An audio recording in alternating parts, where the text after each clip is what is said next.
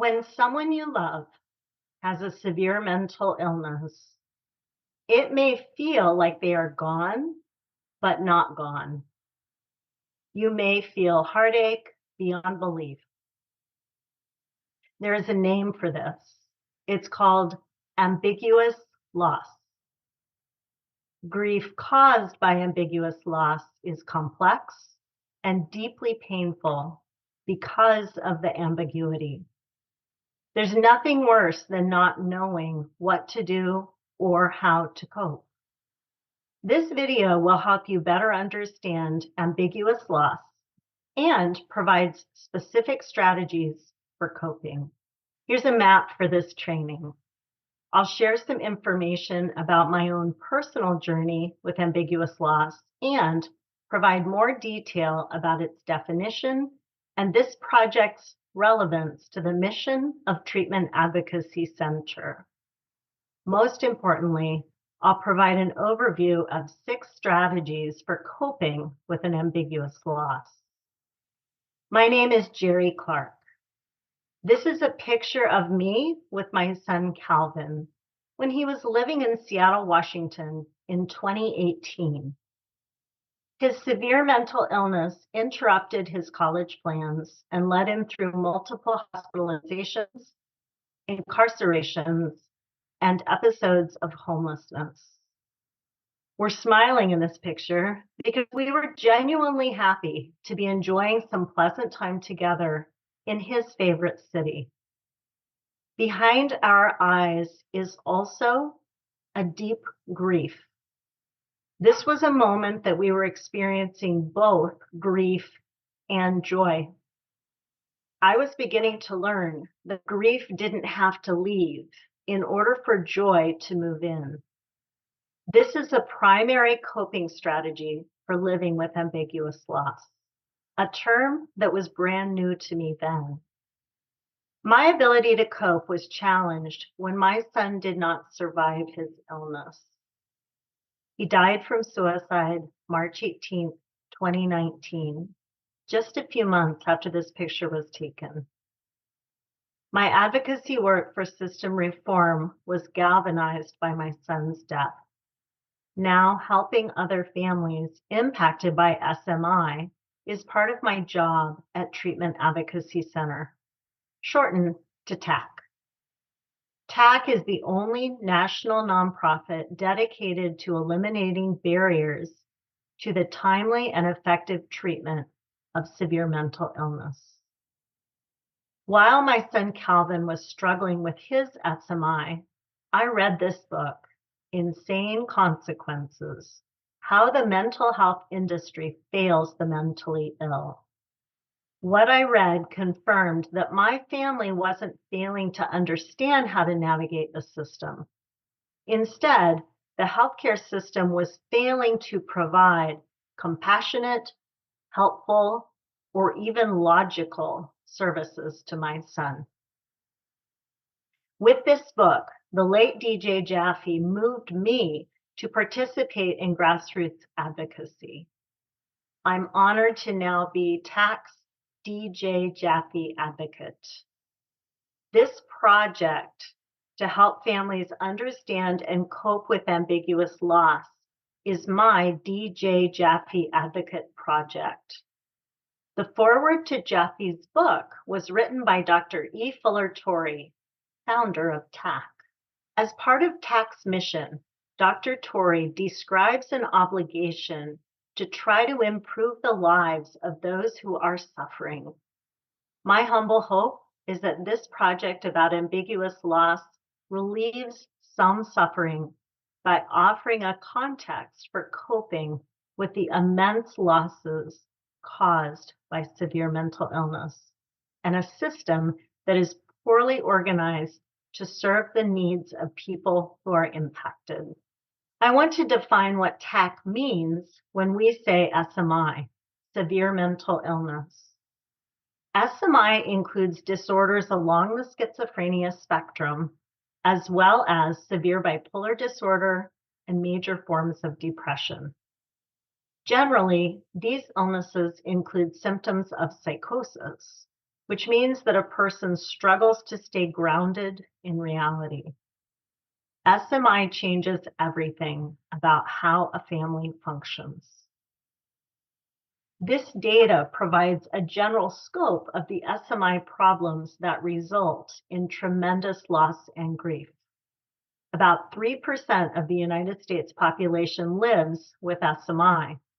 That's almost 9 million people. About half are untreated, in part because the system is so underserved, and in part because people with SMI are often incapable of recognizing their illness or understanding why treatment makes sense. This symptom, called anosognosia, adds layers of confusion and grief as families watch one of their own slip away into someone they barely recognize, all the while shouting about not being sick and not needing help. Here's a longer explanation of what an ambiguous loss related to SMI might mean. Generally, an ambiguous loss is a loss that lacks clarity or resolution. Here are some SMI-related examples. A person may be physically present, but psychologically gone or forever changed. In addition to SMI, this could be true if someone has dementia or a traumatic brain injury. A person may be psychologically present in the hearts of loved ones, but physically gone. This could also apply to a missing or imprisoned person. A person with SMI may be missing physically and psychologically. A person who has SMI experiences an ambiguous loss when they lose their plans, opportunities, relationships, and more. A suicide death includes layers of ambiguity. I sadly know of families whose loved ones with SMI have killed someone they love while psychotic. The anguish in those situations includes a very complex ambiguous loss. A typical loss doesn't include these layers of ambiguity. This is a picture of my cat, Cleo. I loved on her for almost 20 years before she died recently. She had thyroid disease and kidney disease and was obviously very old. She died a typical death in the care of a compassionate veterinarian. Of course, this loss made me sad. She is missed. I posted about her death on Facebook, and my friends responded with appropriate sympathy. My son's illness and death from suicide were much harder for people to help me through. I lost Calvin to severe mental illness when he was 19. He went off to college with excellent grades, a speech and debate scholarship, and so many aspirations.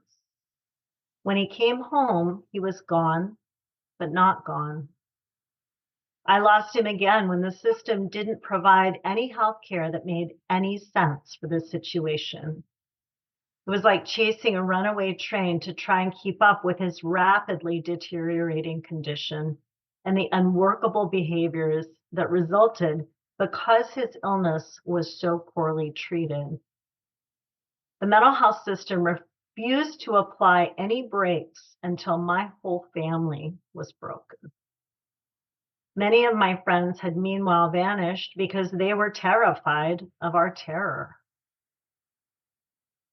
When I lost my son to suicide when he was 23, his death didn't fit into any expectation for how life and death are supposed to work.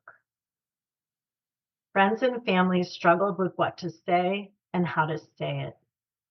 His young adult life and his death defied cultural norms and left everyone dazed and confused. An ambiguous loss is extra hard because there's nothing worse than not knowing.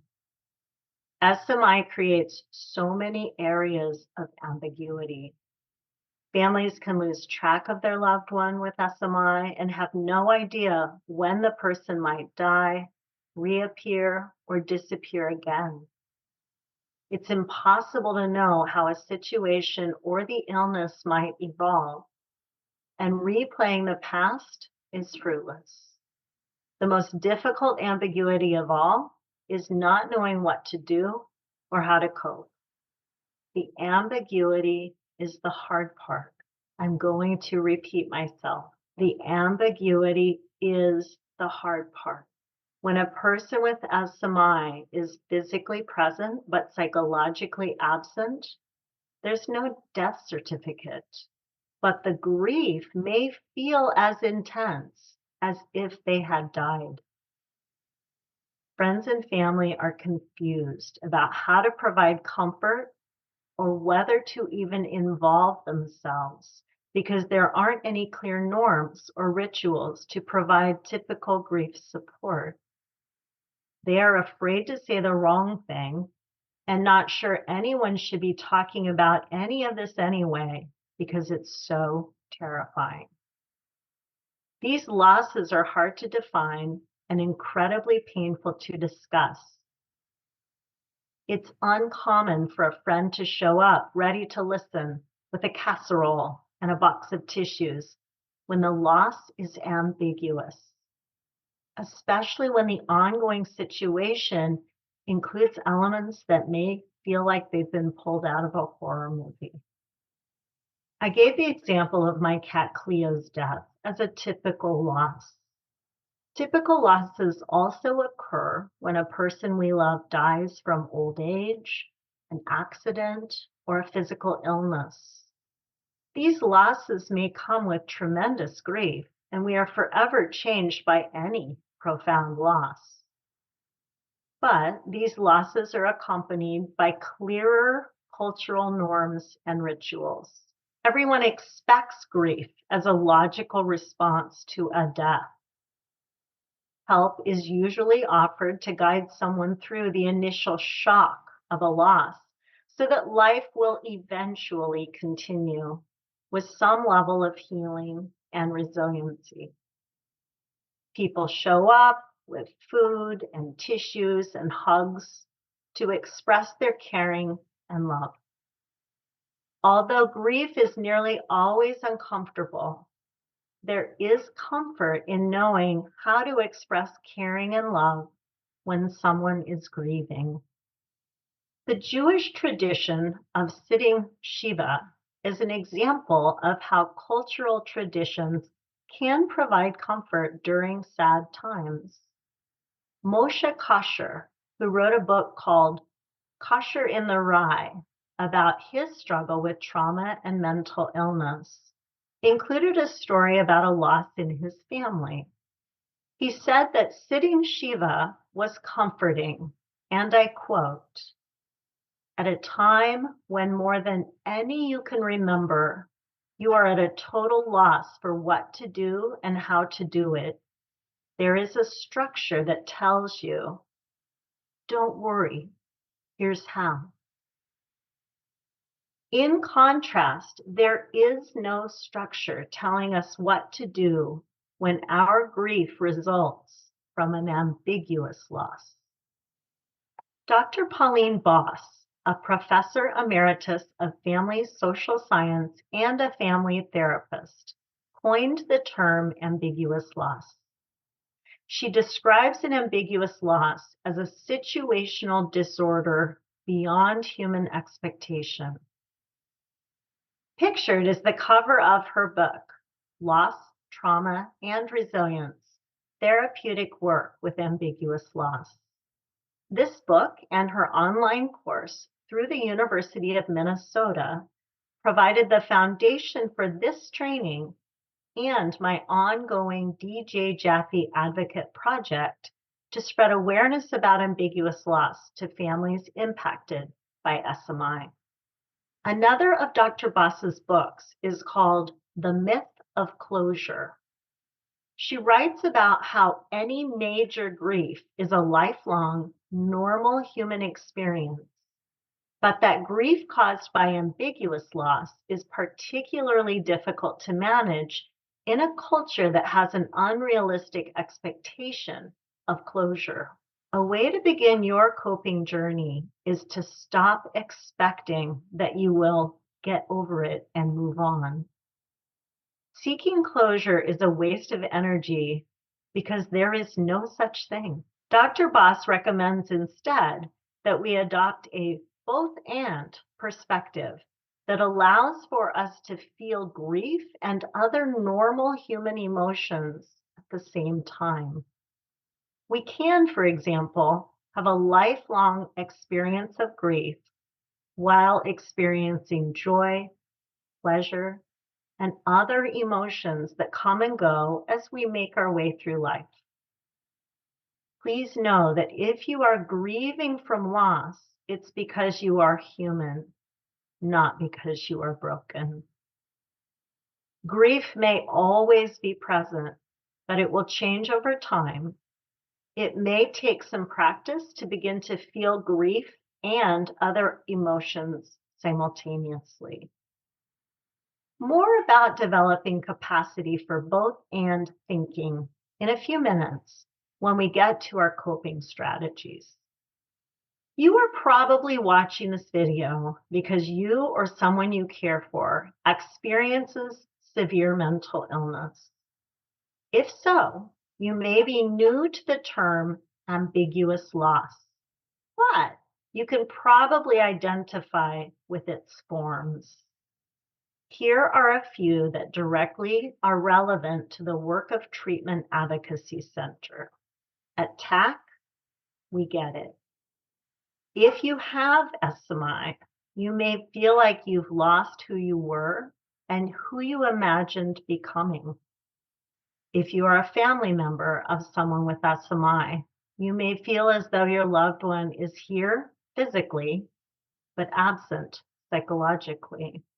You may know someone with SMI who is or has been missing or homeless. You may have lost someone you love to suicide or murder related to untreated psychosis. You may know someone who is or has been incarcerated because of behaviors related to poorly managed SMI. Your family may have become estranged, causing you to lose unique traditions, relationships, connections, and more. We've just been through some information that may be triggering or overwhelming to you if you are feeling grief. I get it. I'm with you. This is a good opportunity to take a moment to reflect on what you've learned. You may want to consider how ambiguous loss has touched your life and how those losses relate to severe mental illness. Feel free to pause the video and take a break. You may want to take a few steady breaths. I recommend 5 of them. Consider if you'd like to make a few notes to help you reflect on your own experiences of ambiguous loss. The rest of this presentation provides information about coping strategies. These coping strategies were designed by Dr. Pauline Boss, who coined the term ambiguous loss and has made it her life's work. Keep in mind that managing grief is a long-term project and not something you complete and then set aside. Grief fluctuates in intensity, but is never completely gone. Having skills and strategies for working with ambiguous loss can help us coexist with loss and grief without becoming emotionally stuck. Making sense of an ambiguous loss starts with questions that can only be answered by the person who is grieving. Here's a question to consider asking yourself. What have I lost? And what does this situation mean to me? Naming the ambiguous loss is vital. Choosing trusted people to talk through the questions and answers can also help. As you uncover more about what this loss means to you, you may notice the possibility of more than one truth. This is the beginning of what is called both and thinking. I experienced this when my son was very ill. I was grieving the loss of the son I had expected to earn a law degree and take on the world. At the same time, I found hope and joy in meeting up with this new version of my son. I recall taking him for coffee with his case manager, just down the street from his supportive housing apartment. This was a moment of hope, joy, and deep love, mixed with grief and fear. In that odd moment, none of those emotions had to step aside to make room for another. They were all there together. You might find meaning by considering what you have gained as well as what you have lost. You may face setbacks in pursuing the answers, but thinking on the questions, discussing them, and writing down answers will enable forward momentum. When an unbelievable, untenable circumstance roars into your life, a normal and healthy response is to feel unbelievably sad, confused, angry, and more. How would anyone be able to control all that? Expecting yourself to get over it and move on is unrealistic and cruel. Instead, learn to sit in a complex experience of ambiguous loss with acceptance that the loss will be ongoing since you cannot fix the ambiguity. Try to notice what it feels like to observe your emotions without trying to control them, push them away, or act on them. What if you stopped expecting yourself to have control over emotions and watched them flow through your mind instead? What's it like to just be curious and watch yourself feel? This doesn't have to be a formal meditation. You can ponder the complexity of what you feel while taking a walk, petting the dog, or doing the dishes. The important thing is that you are not trying to master your emotions. You're just watching them move around. Shifting mastery to other projects can also help. You may find empowerment by joining advocacy work to improve the broken mental health care system, like I did. Finding balance between empowered action and honest acceptance about what you cannot change allows for resilience. How you see yourself is impacted by ambiguous loss. Here are some questions to consider. Who am I since I've experienced this ambiguous loss? Follow that with, where do I belong now? And then, how do I find purpose? Putting life on hold while waiting for an unresolvable problem to resolve is an unhelpful approach. Allow yourself to emerge as a new version of you while you live with these questions and their fluid answers.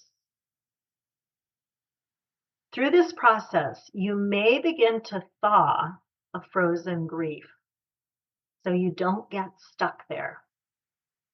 Ambivalence is a way to describe a sensation of mixed or conflicting emotions.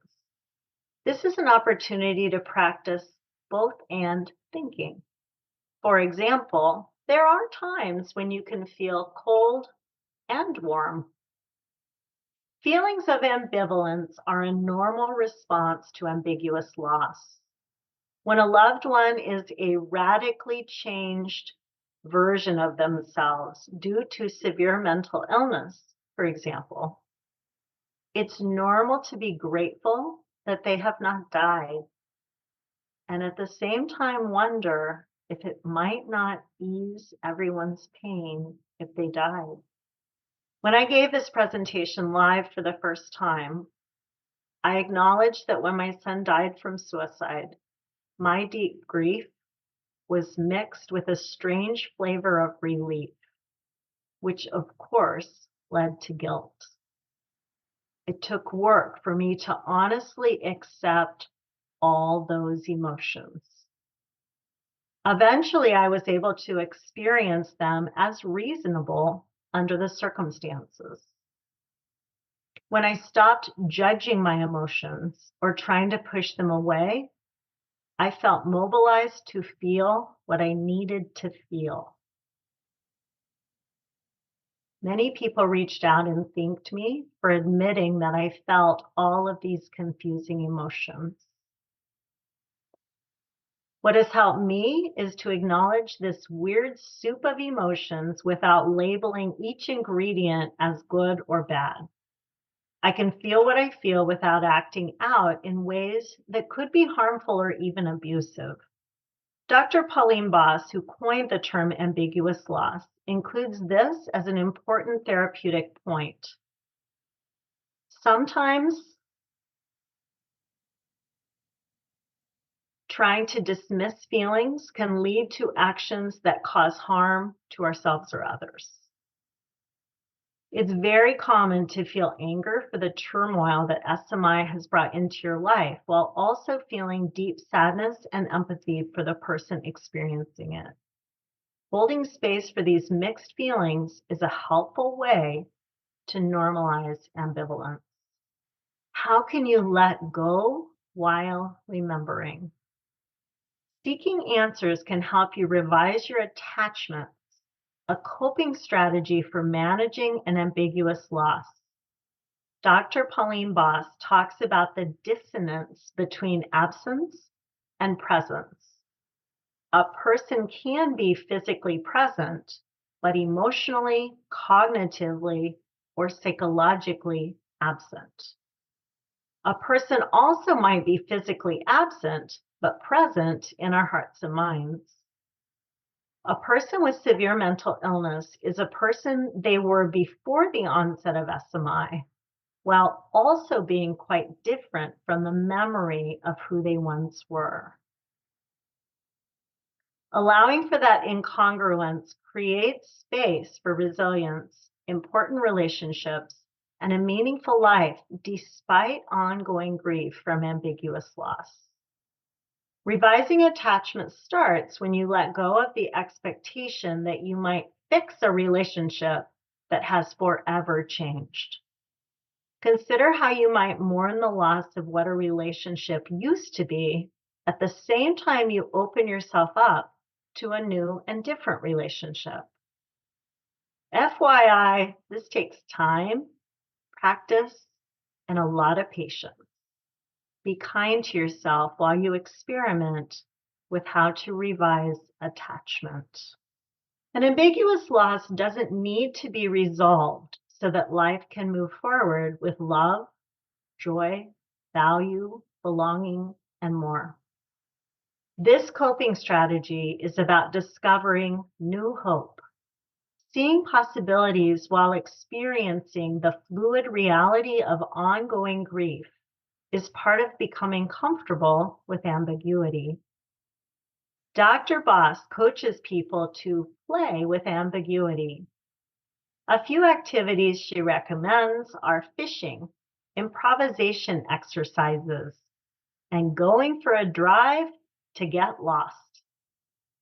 New hopes and dreams can emerge when you increase your tolerance for ambiguity. I'm a surfer, and my playground is the Oregon coast. The conditions I paddle into are forever changing. Because of this, the ocean has been my favorite place to play with ambiguity. Each time I pop up on my 9-foot longboard, I adjust to a feeling that is uniquely different from any previous ride. Sometimes it's epic, and sometimes I just fall. My son had a tattoo on his left arm that said, "Surf your waves." which nodded to a quote from Jon Kabat-Zinn. The full quote is this: "You can't stop the waves, but you can learn to surf." We cannot stop ambiguous loss from happening in our lives, but we can approach this experience of living with curiosity and a willingness to adapt. We can cope with the grief caused by severe mental illness and ambiguous loss. It's not going to be easy, but it will be interesting. For additional opportunities to learn about ambiguous loss, please stay in touch with Treatment Advocacy Center by signing up for our publications, checking out our website, and joining our family support group on Facebook. Here's a QR code to help you find our Facebook group. Answer a few questions to join. Our community guidelines are to help everyone feel safe and supported. Thank you for tuning in to learn about ambiguous loss. Please care for yourself because everyone has an important role in life. Your welfare and your mental health matter.